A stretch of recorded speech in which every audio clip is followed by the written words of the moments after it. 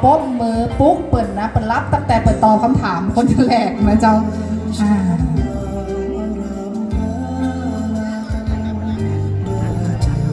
เรียนเชิญค่ะสาวงามหมายเลข2นะคะของดีบ้านฉัน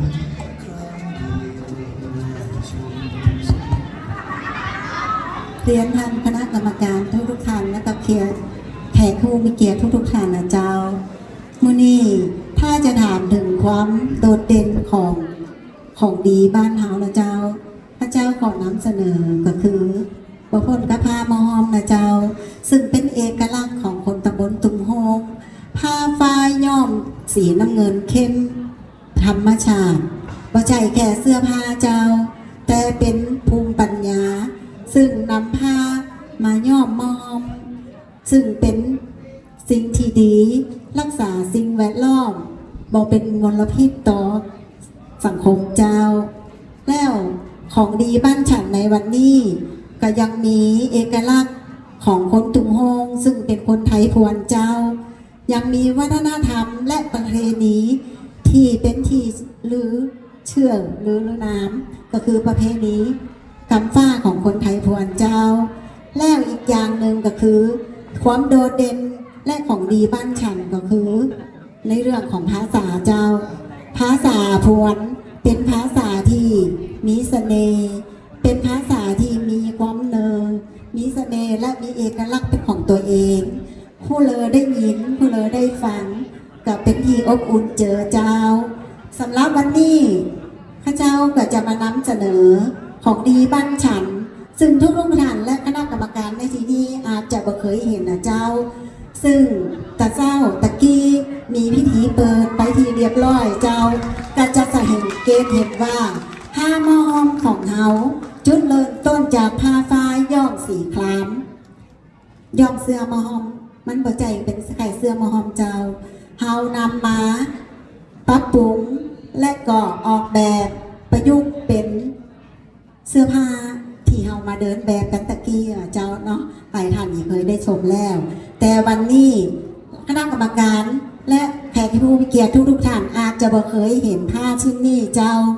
ซึ่งข้าพเจ้าทำผ้าอีโคปรินเจ้าซึ่งเป็นการนำเบอร์ไม้มานึ่งมาถ่ายทอดลงผืนผ้าจากธรรมชาติเจ้าซึ่ง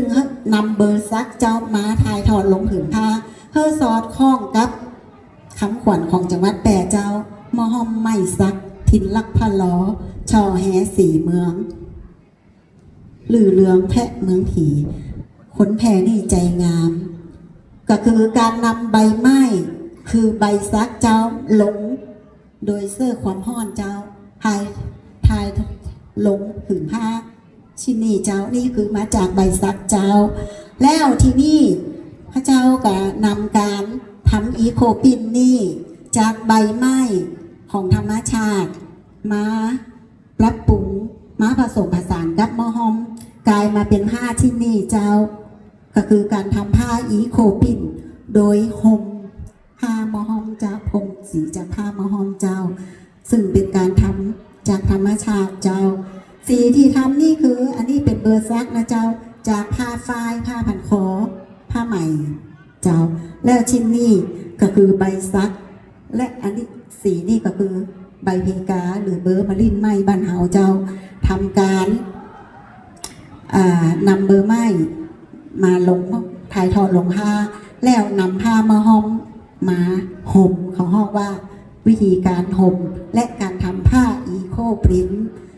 วันนี้ก็ขอมานำเสนอนะเจ้าขอประชาสัมพันธ์ถ้าท่านสนใจอยากจะเรียนรู้นะเจ้าไปเรียนรู้ที่บ้านตุงโฮงได้นะเจ้าข้าเจ้านางวิริยะมืนโฮงยินดีต้อนรับที่จะเป็นวิทยากรและถ่ายทอดความรู้นี่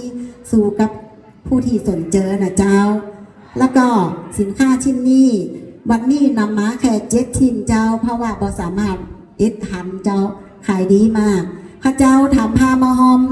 ในน้ำของวิริยาผ้ามัดย้อมเริ่มจนจากวิริยาผ้ามัดย้อมทีนี้พอมาทำอีโคปินก็เป็น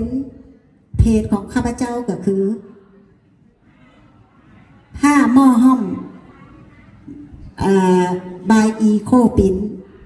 เจ้าใบสักมอบใบสักใบอีโคปินเป็นเพศของเขาเจ้าขอบคุณเจ้า